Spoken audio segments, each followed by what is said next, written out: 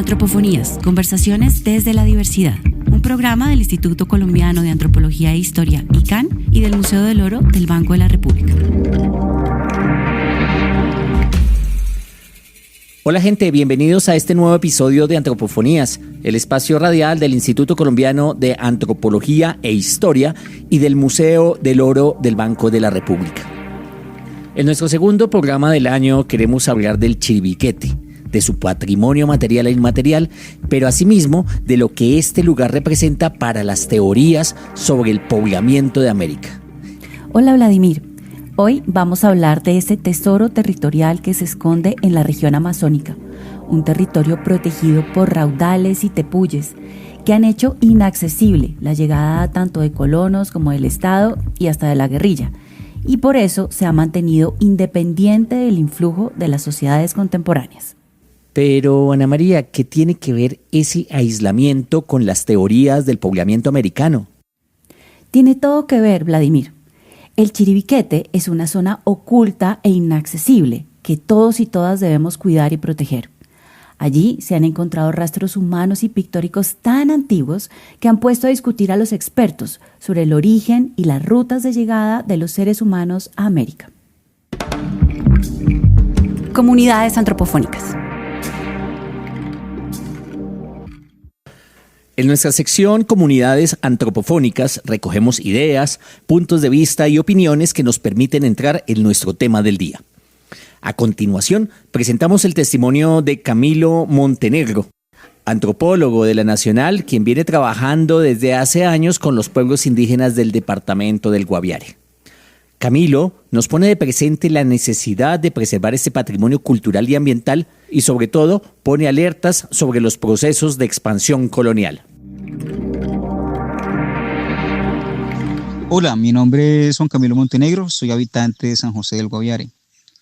Para mí el Chiribiquete es un tesoro y a la vez es un compromiso, pues así como representa ser un pulmón para la humanidad, también alberga una gran diversidad de flora y fauna que enriquece nuestro panorama natural. Por otra parte, nos conecta con el pasado, estableciendo canales de comunicación con nuestros antecesores en ese territorio gracias a la gran riqueza cultural que reposa en los murales de sus tepuyes.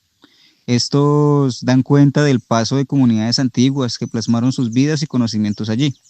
No obstante, es sinónimo también de la lucha contra el expansionismo como modelo y representa una gran oportunidad para la resistencia desde los procesos comunitarios autosostenibles que se desarrollan a su alrededor, de tal manera pues, que se evite que la frontera agrícola se extienda hasta su interior. También contamos con el testimonio de Arsenio Castillo. Él es miembro del Resguardo Barrancón y hace parte del pueblo Yu, una etnia que cuenta con menos de 1,000 personas que se reconocen como tal, y quien nos muestra la relación de su pueblo con la serranía del Chiribiquete, más allá de los pictogramas que representan muchas de las historias de su cultura. Que los Chiribiquete que había, digamos que hay significado, que hay identificación de los pueblos Hu en las pinturas que hay. Hay otras cosas más que hay, de los animales y las sierras, que ellos las sierras los identifican porque la gente son los conocimientos de su idea ahí, hacen sus culturales y son danzadores. Eso es lo que significa, es para, como digamos, el Chiribiquete es llegar a ellos a donde estaban. Estas son unas pinturas que hay, los animalitos, todo eso tiene muchas historias. Es lo que quiero decir.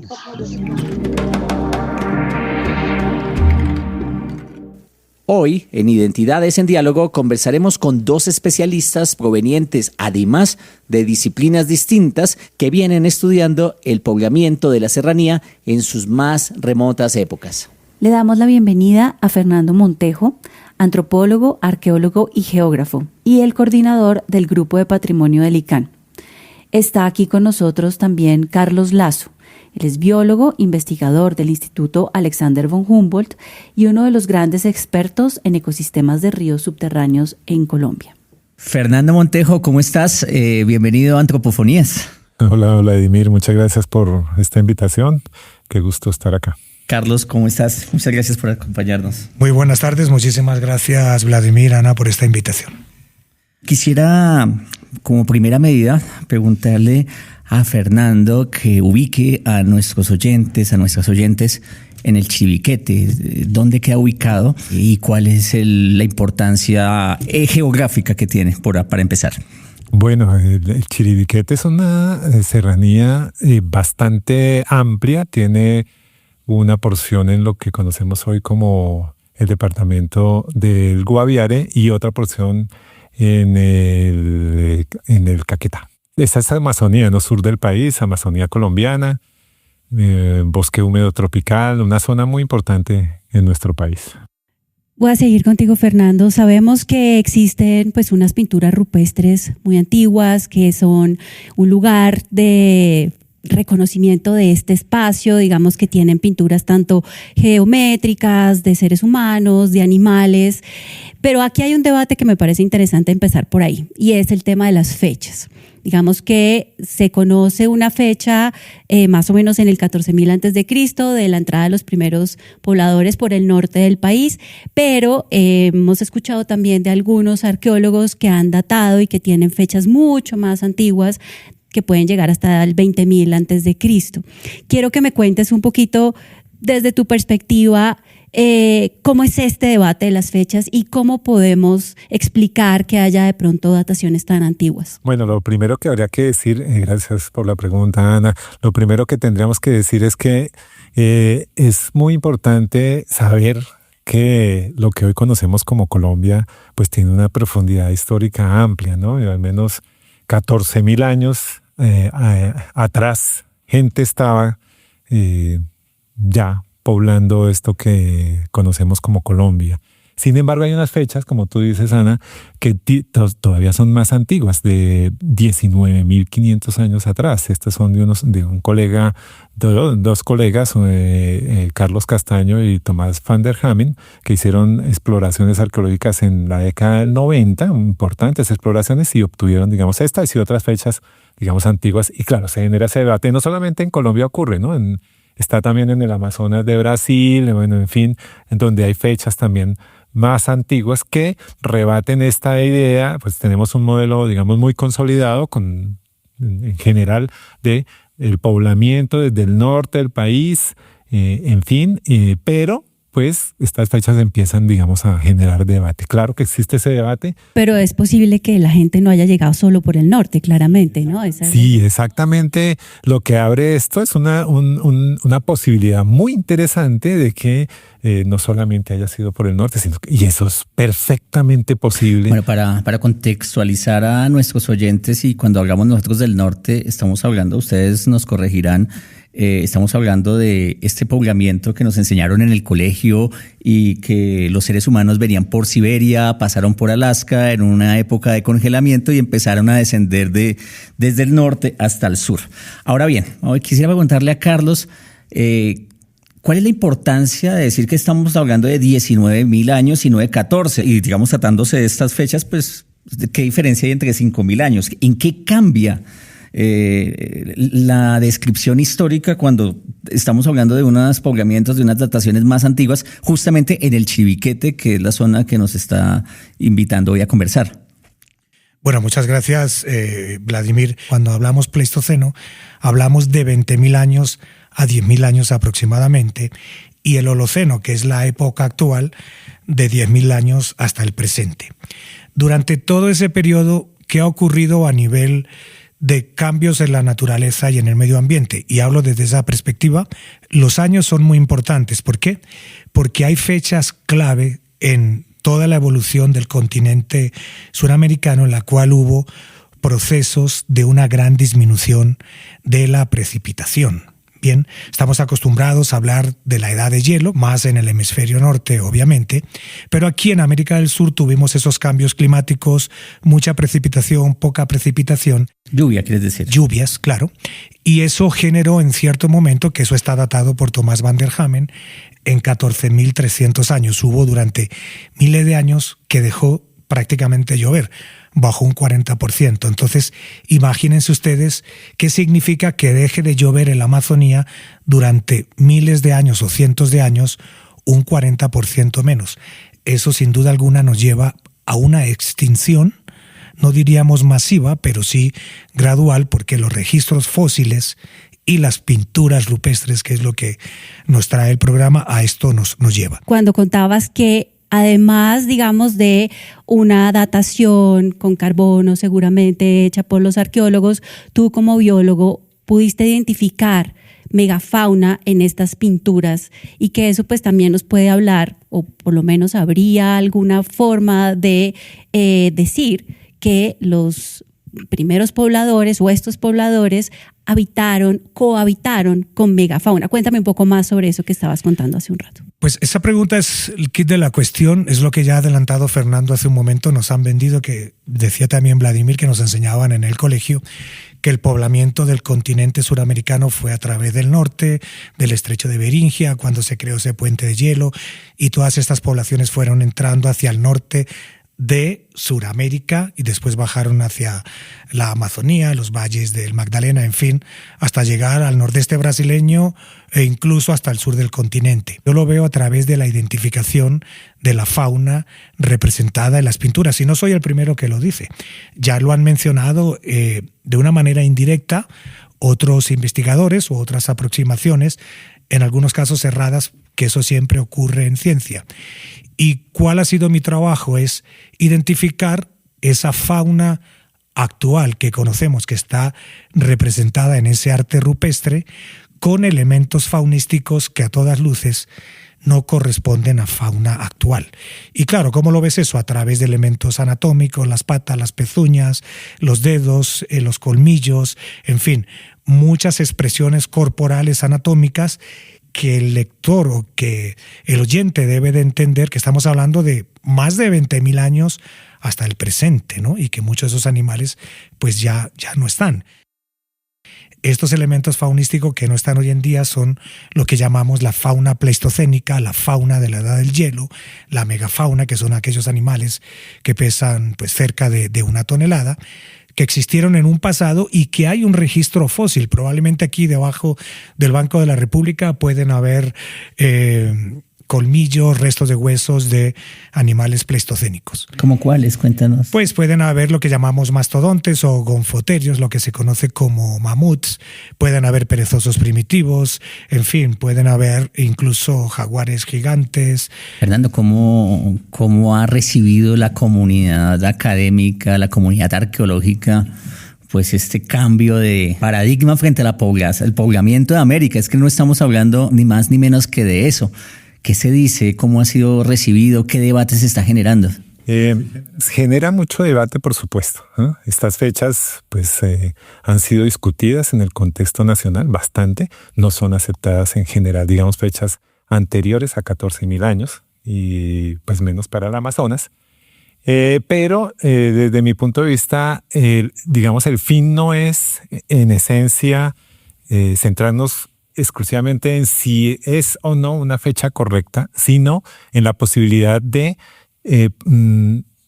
producir más o generar nuevo conocimiento, investigar más todavía a fondo, no solamente el contexto de Amazonas, sino todo Colombia. ¿Por qué? Porque lo que necesitamos es proponer nuevos modelos explicativos, y no hay un modelo explicativo único, mejor dicho, aquel que se acerque más a una posible, digamos, en realidad del pasado es seguramente la que nos podrá, digamos, empezar a reconstruir un pasado remoto, ¿no? Ahí es donde yo digo, bienvenidos los debates. No, en lo particular no me caso con alguna fecha en particular, sino pienso más en la importancia que existe en esta secuencia larga de ocupación humana. Carlos, ¿por qué estas pinturas están en el Amazonas? O sea, si estamos hablando de un poblamiento temprano, ¿por qué están allá? Es decir, ¿por qué no las podemos nosotros encontrar en el Espinal o en los valles interandinos o en la costa? Es decir, ¿qué hace que se hayan pintado allí o que se hayan conservado allí? O sea, ¿cuál es la importancia estratégica y por qué el Chiribiquete, Lindosa y seguramente Macarena también? Si esa pregunta tú me la haces a mí como arqueólogo y más bien me la haces como biólogo, yo creo que la Amazonía fue el punto de entrada y desde la Amazonía pasaron a la Orinoquía y de la Orinoquía pasaron al Valle del Magdalena, a todos los valles interandinos, a todo el Piedemonte, incluso hasta llegar a lo que es el altiplano. Yo sé que con esto muchos arqueólogos me van a defenestrar, pero yo veo que incluso en los petroglifos y en ese paso que está más al sur de Chiribiquete, en todo el parque, y lo que ha mencionado Fernando de esas tradiciones más antiguas, Ajajú, Guaviare, Guayabero, hubiera o pareciera haber lo que llamamos en ecología una clina geográfica, es decir, una variación, y pareciera que el arte rupestre fue cambiando a medida que nos acercamos al norte del continente, porque no hemos encontrado hasta este momento restos fósiles de megafauna en lo que sería Chiribiquete, Lindosa o Macarena, porque ese escudo guayanés son rocas precámbricas muy antiguas, son areniscas, no son formaciones que permiten la fosilización, es decir, que un hueso se mineralice, y eso necesita miles de años que han pasado en la región, pero son suelos sumamente ácidos. Pero este problema que tenemos aquí en la Amazonía también ocurre en África ecuatorial, donde hay condiciones climáticas y de suelos muy ácidos y de una gran precipitación que no permiten eso, que es muy diferente a lo que ocurre, por ejemplo, en el Valle del Magdalena, en el altiplano cundiboyacense o en los llanos venezolanos, donde sí hay deposición y fosilización de huesos de grandes elementos de la megafauna y que aparecen pues continuamente cuando los ríos bajen. Al principio, en la conversación previa, nosotros hablamos de dos temas fundamentales que debe tener en cuenta la audiencia, y es la importancia de preservar el Chiribiquete como un patrimonio ambiental, pero también como un patrimonio cultural, por lo que ustedes han venido mencionando. Pero hay dos temas que nos preocupan a nosotros, ¿no? Que son la deforestación. Por un lado, el tema de la deforestación, y por otro lado, el tema de los incendios. Carlos, tú hablabas hace un rato de la gravedad de esas dos situaciones en el Chiribiquete. Los sobrevuelos que hemos hecho en misiones científicas a Chiribiquete así lo muestran. Esa frontera cada vez está más cerca, va avanzando. Yo creo que incluso me corrigen, las primeras pinturas están a menos de media hora de helicóptero de San José, lo cual eso es muy, muy grave. Hay accesos ilegales por tierra, por agua. Hay grupos ilegales armados, que ese es otro tema de discusión, porque en cierta forma, como se logró conservar en su momento la diversidad y los bosques por la presencia de estos grupos, esta desventaja puede transformarse en una ventaja. Y los incendios son constantes. El tema de la serranía de la Lindosa e Inírida con la minería, en el caso de Inírida, y en la Lindosa ahí ya sí con el desarrollo agropecuario en términos legales, es muy grave. Para mí la Lindosa se ha salvado realmente porque las vacas no podían subir a esas piedras, se rompían las patas, entonces para el pobre campesino o ganadero no le convenía que llegaran, ¿no? Entonces, si tú ves las pinturas de Lindosa, pues están en islas, son lo que llamamos islas geográficas, islas arqueológicas rupestres, donde realmente no hay para producir el ganado. Pero ya hay problemas de incendios hace un poco tiempo. En esta última sequía se quemaron cerca de las regiones más estudiadas en Lindosa. Para mí ese es el gran problema, y sí se requieren medidas más enérgicas de control de acceso al lugar. Y no depende de nosotros los científicos, ya depende del Estado y del gobierno de turno que tome las medidas en su momento. Ha habido iniciativas, pero se tiene que continuar en ese proceso. Fernando, tú decías un lema que me parece importante que nos expliques, y es conocer sin ir. ¿Cómo es eso? Sí, básicamente tiene que ver con que pues Chiribiquete y toda esa zona que tiene una importancia, como ya lo hemos visto desde el punto de vista cultural y natural, pues significa mucho para la gente que rodea Chiribiquete, ¿no? Que en esencia, y principalmente las poblaciones que están en el sur, ¿no? Que son colindantes con Chiribiquete, que son poblaciones indígenas, que han tenido una relación con Chiribiquete por cientos de años, ¿no? Y quienes ven a Chiribiquete como un lugar sagrado, al que no hay que entrar. Y creo que en correspondencia con eso, el Estado colombiano ha emitido algunas resoluciones que son coincidentes y coherentes con esa perspectiva, ¿no? Del respeto a un lugar que no solamente significa para una gente que habita ahí desde hace mucho tiempo, sino que en los que se guardan unos equilibrios, vuelvo y repito, en lo natural y cultural, que merecen, digamos, continuar en el tiempo, ¿no? Unos equilibrios que son dinámicos, por supuesto, pero que ese dinamismo y ese cambio pues corresponde a ese lugar, no a externalidades, ¿eh? Por eso es que hay que pues no ir a Chiribiquete en realidad, ¿no? Es un lugar que significa para la gente que lo rodea, y esa significación hay que respetarla.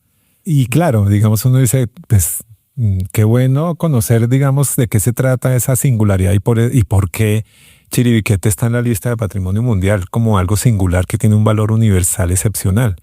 Y sí, por supuesto, hay que conocerlo y de alguna manera estos espacios, la divulgación científica de lo que se conoce, todo eso permite, pero además conocer un sitio o una serie de sitios, son 3 específicamente en San José del Guaviare, en Lindosa, de Serranía a Lindosa, en donde hay unas pinturas rupestres de la misma espectacularidad y singularidad que Chiribiquete, pues son visitadas. Entonces, ese sitio que está en lista de Patrimonio Mundial tiene como sitio de visita a Lindosa.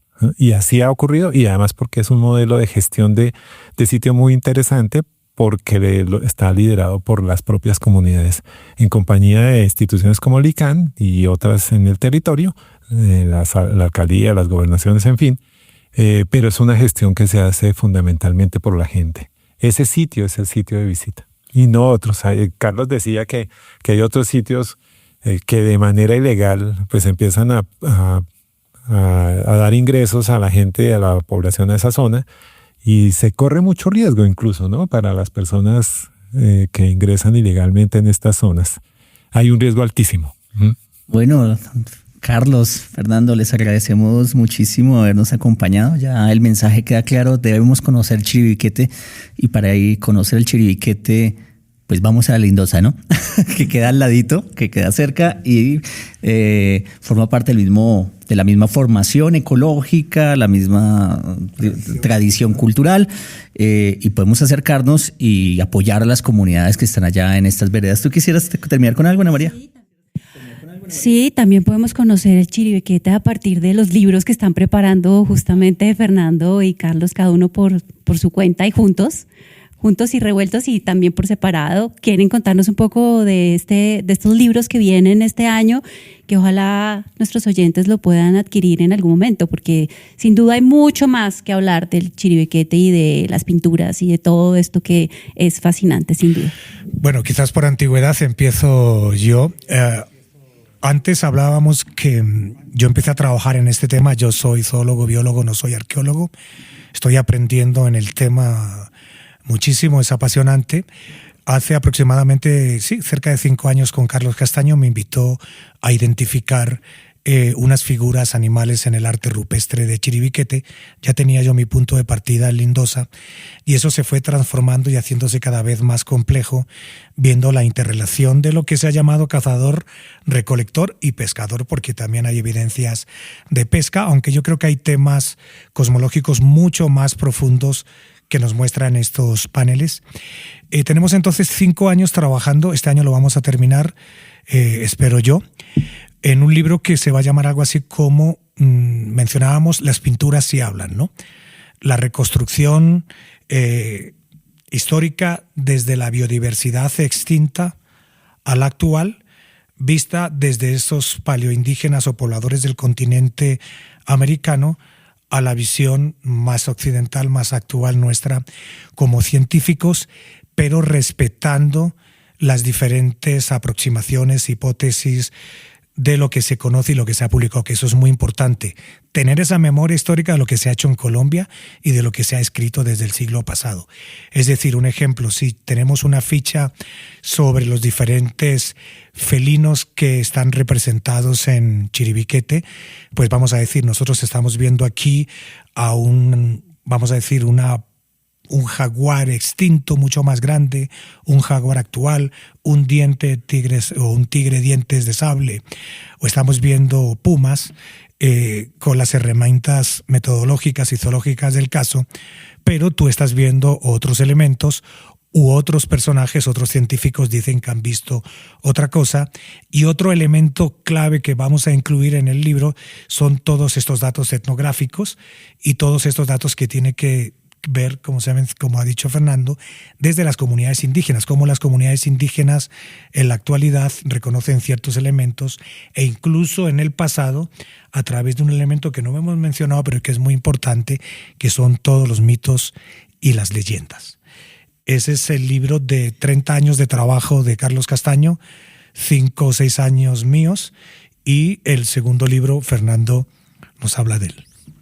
Pues el segundo es una compilación que hacemos desde el ICANN con una colega italiana que se llama Brunella Motillo. En realidad ella viene liderando este proceso y junto con el instituto para compilar trabajos importantes de colegas de varias universidades del país, que es sobre ocupaciones tempranas en Colombia. Entonces ahí, quisimos tener esta compilación en donde se presenten pues, los últimos avances o las perspectivas también generales de contribuciones a lo largo de los últimos años o décadas en Colombia sobre estos primeros pobladores. Fernando Montejo y Carlos Lazo, les agradecemos muchísimo habernos acompañado en Antropofonías. Queremos conversar con ustedes. Por supuesto que tendremos que encontrarlos nuevamente. Nos iba a acompañar Carlos Castaño, pero vive en Santa Marta. Entonces, a él lo invitamos también en algún momento. Muchas gracias por haber venido aquí a Antropofonías. Gracias, Vladimir. Muchísimas gracias por este espacio. Mezcla y sonido directo, Nicolás Romero. Diseño sonoro y masterización, Daniel Morales.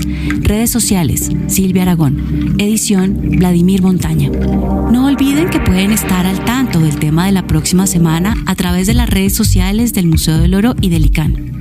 Si quieres escuchar todos los episodios, síguenos en Spotify. Búscanos como Antropofonías. Hasta la próxima.